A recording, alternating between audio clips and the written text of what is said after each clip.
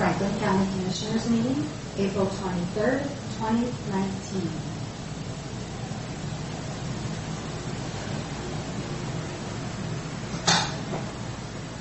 Good morning. It is 9 o'clock. We're here for our Tuesday morning, April 23rd meeting.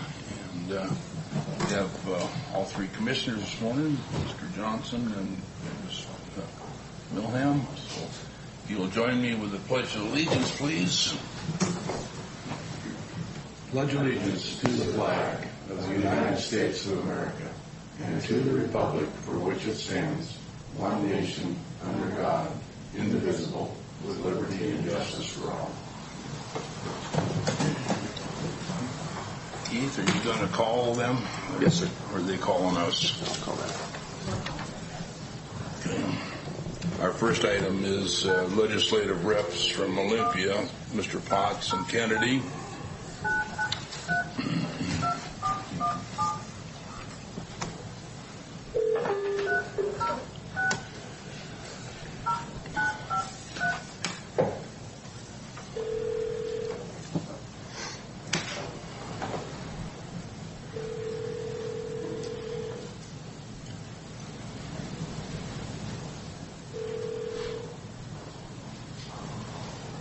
Good morning. Good morning, gentlemen. This is Keith Johnson, County Administrator in Franklin County. You are on the board. How are we for today on a beautiful Tuesday before session is over? Is session going to be over? Well, if they're going to shiny die on Sunday night, they may start up again. It'll be over. Yeah, it's going to end. Right now, what we're hearing is completely mixed reviews on whether they're going to get out on time. Really, it hinges on not the budget. The budget, I think they're pretty close. But what they're really looking at is the funding package for the budget. How are they going to raise the money they need to raise to make all this stuff happen? To do that, the D's are going to have to pull a couple of Republican votes, and that's going to be tough, being that the Democratic Party is even splintered. There's 3 or 4, maybe 5 in the D party that are saying, hell no, we're not going to do this way. So it depends on who you talk to. Some of them are saying, yeah, we're going to be done on Friday. Some are saying we'll be done on Sunday, and some are saying we'll be done in June. So I think we're probably still at about 50-50 to be out on, it'll either be, Sunday or it'll be at least one special session. If they go to special session, they'll take a break for a week and come back, would be my guess. But with that, it's going to be real tough for the governor to justify why that happened, especially when he's running for president, and trying to put a good face out there. Why can't you get your own house in order? So there's a lot of pressure from the top down to get done this week. Like we said, they're really not that far apart.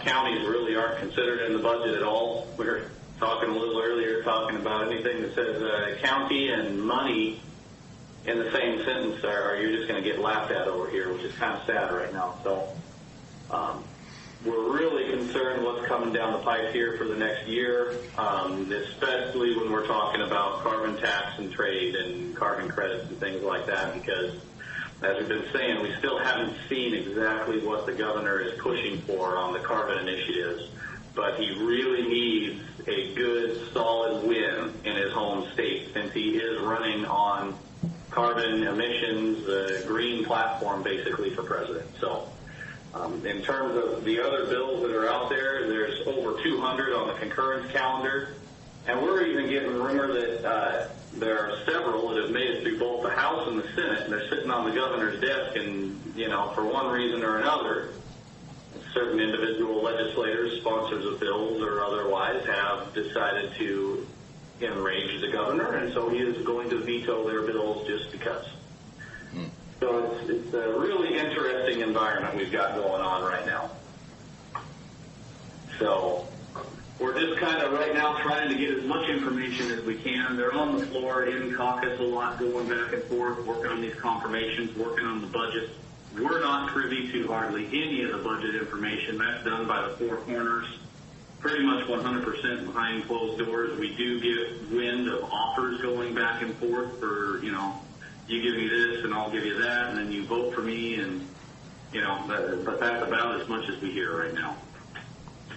So it sounds like the Senate has told Senate Republicans have said that they'll give the D's the vote for the capital budget, but they still haven't come to consensus on the revenue package. And in the House, it's just a mess. So I know it's a pretty vague statement on when we're going to get out, but I guess maybe they'll pull her together. So they did cancel all the meetings over the weekend, though, and they went home. So I think that's a pretty good sign. Okay.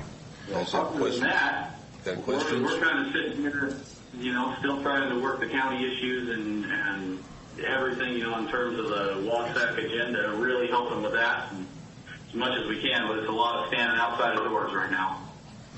Well, gentlemen, if you may, I read your email, and in there it says that the House Finance Committee is going to create a new capital gains tax. Is that going to pass? We don't know at this point. It's hard to say. The capital gains, B&O, the REIT taxes. The surcharge on the income from various services. What are various services on the B&O surcharge tax? That's what they're trying to figure out. So part of the problem, and that's where this divergence is coming. That's where the split is. They cannot agree on this $4.7 billion in additional revenue that needs to be generated here in this biennium to pass the budget that they're putting forward. And that is where it's falling apart. They have it's not even specific taxes. It's the structure within specific taxes and how they're going to do it. Where the real come apart is, with the REIT, they thought they did a great thing with the REIT tax, for example, but, all